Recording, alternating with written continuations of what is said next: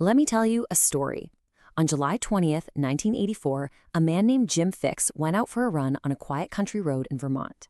Now, this wasn't just any guy, and it wasn't just any run. This was the moment a story was born, a story that would twist and confuse our relationship with exercise for decades to come. You see, Jim Fixx was basically the godfather of the running revolution. He quite literally wrote the book on it, a massive bestseller that got millions of people off their couches and onto the streets. He was the poster child for health, a guru who preached that running made you practically bulletproof against heart disease. But on that afternoon run, at just 52 years old, Jim Fixx dropped dead. And the cause? A massive heart attack. The very thing he promised running would protect you from. And here's the final brutal twist. It happened while he was running. The man who convinced America to run died running. So what on earth are we supposed to make of that? I mean, think about it. On one side, you've got Jim Fixx, the running evangelist. And on the other, you've got Winston Churchill, a man who loved his cigars, drank his whiskey, and famously said his secret to a long life was, "Sports, I never indulge in them." Churchill made it to 90 years old. It's a paradox that makes you question, well, everything. So is exercise just a big scam? No, of course not. But it does mean that a lot of what we've been told is built on some pretty shaky ground. Marketing gimmicks, half-truths, and just plain bad science.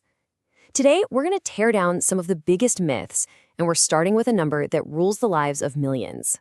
All right, let's talk about our first big myth. Go ahead, check your watch, look at your phone. You know what I'm talking about. You've seen the little digital confetti. You felt that buzz when you hit that magic number. It's the holy grail of daily fitness, 10,000 steps. But have you ever, for a second, stopped and asked yourself where that number actually came from? Was it, a big study from some team of cardiologists, maybe the World Health Organization? The answer might surprise you. It's not even close. Picture this. It's 1964. The Tokyo Olympics are right around the corner. A Japanese company wants to cash in on all the fitness hype, so they create a new pedometer. And they needed a catchy name. They called it the Man-po-ke. Man means 10,000, po means steps, and K means meter, the 10,000 step meter. So why 10,000? Get ready for this. The entire scientific basis for this global health standard is that the Japanese character for 10,000 kind of looks like a little stick figure walking. That's it. It wasn't science, folks. It was a marketing slogan. And you know what? The actual science tells a very different story.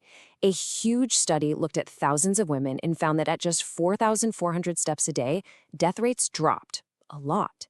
But after about 7,500 steps, the benefits completely leveled off. Pushing for that extra 2,500 to get to 10,000, it made no additional difference to their health. Okay, so the 10,000 step goal is pretty random, but what about burning calories? That's just simple math, right?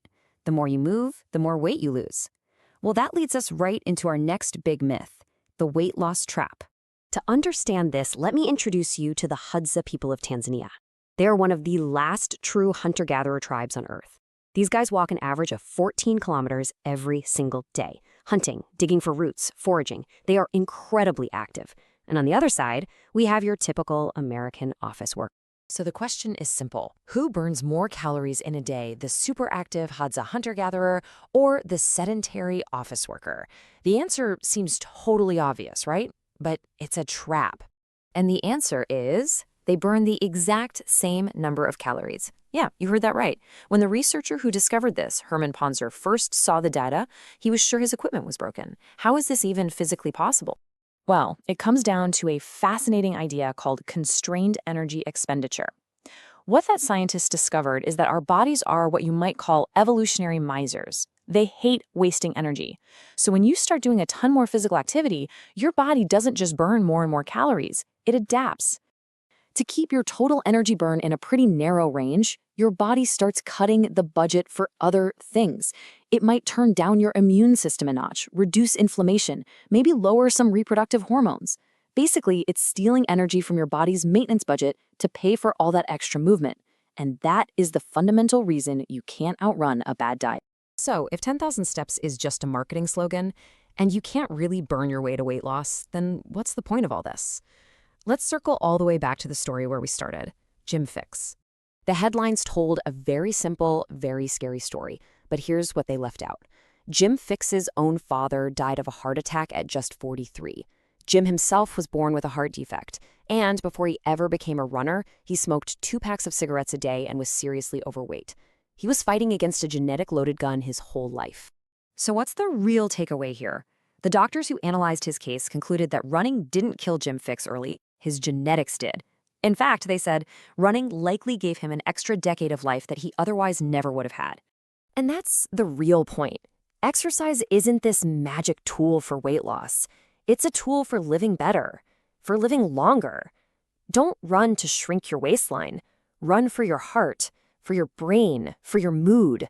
Run to feel alive. And if your main goal is weight loss, well, that battle is almost entirely won or lost in the kitchen. Just like the Hadza study showed us, you simply can't outrun your fork. Remember this, you eat to lose weight. So, after all this, what should you actually remember? The fitness industry, it tries to sell us all this complexity, all these gadgets and magic numbers because it profits from our insecurity. But the truth is beautifully, refreshingly simple. Forget the numbers. Forget the guilt. Just move.